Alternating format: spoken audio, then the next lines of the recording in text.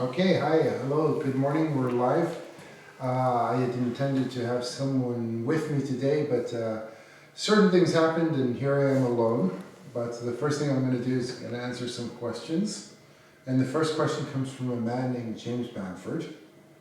James Bamford is a director who's directed 9 movies here. No, 10, sorry. James, you've done 10 movies here. And he's coming back to direct more movies, so that's great. And his question is, where is Yariv? Well, James, I'm here. My question back to you, where is James? That's the only question we got, but that's okay. I'm going to talk a little bit about the overview of the courses that we're about to do. Those are acting, stunts, production design, assistant directing, makeup, wardrobe, camera, curtain, lighting. Now, having said that, I believe we're going to cancel makeup. Unfortunately, because we've had a lack of students signing up. No big deal. We still have till the 27th, but if you were even slightly interested in makeup and are on the fence, the job is yours. Sign up or not, it's no big deal, but if you don't sign up soon, we won't have a makeup course. So, the overview of the courses again are acting, stunts, production design, assistant director, wardrobe, camera, curtain, lighting, and a little bit about each course. We'll start with acting. Here at Film Forge, our philosophy is to hit the ground running, throw you in the deep end. So acting will be acting, but it'll be acting on camera and in a movie. So we're going to teach you acting, but you're going to teach us acting because you're going to give us the best you can. We're going to record it and we'll see what happens. Stunts.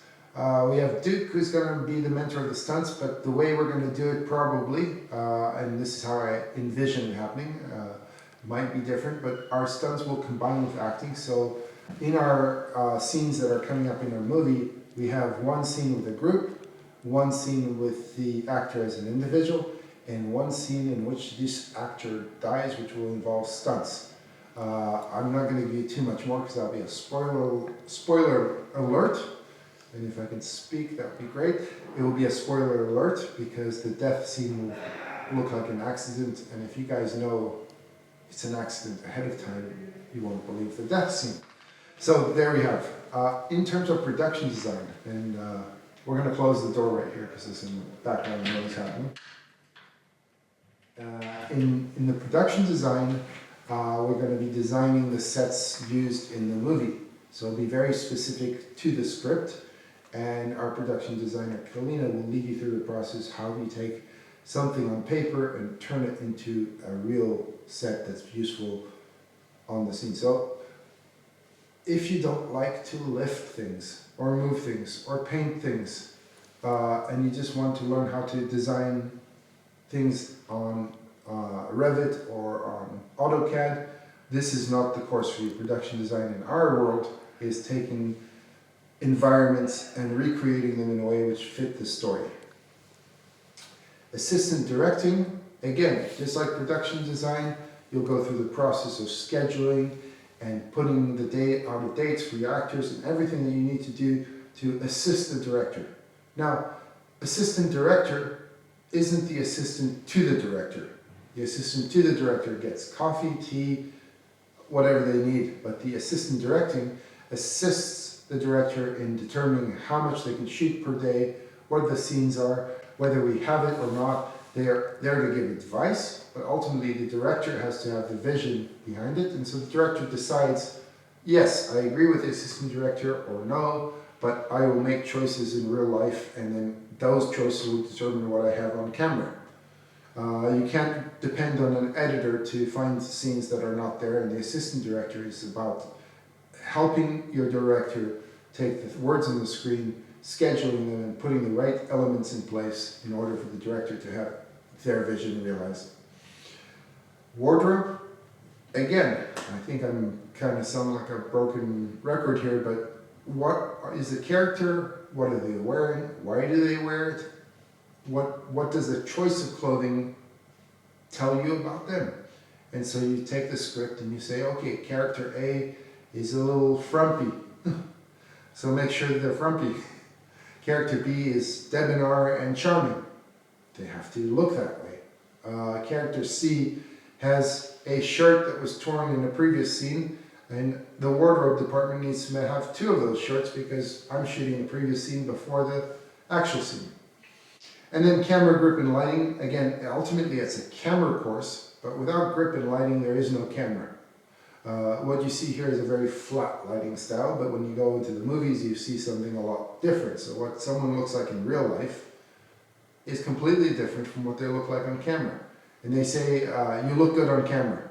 Well, if you look good on camera, the makeup artist has done a good job, the wardrobe department has done a good job, the DOP has done a good job, the grip department has done a good job, and the lighting department have done a good job. If you sound good on camera, it's a completely different department. But if you look good on camera, it means all those three things are in play and they're done well. And the trick is you never want to notice one or the other. So the next question I have here is, what professions are currently in high demand in the film industry? Well, the answer to that is basic economics, supply and demand. So if you have a lot of camera people looking for jobs, those professions are not in high demand. Other people. So it's basically the film dictates what's the demand of it, and that's our approach. So when we're teaching our courses here, we take the script as the blueprint and then we work backwards. What opportunities might this program open to participants after the first 4 weeks? Well, this is a simple question and a complex question at the same time. Ultimately, it's up to you to determine the opportunities that are open to you.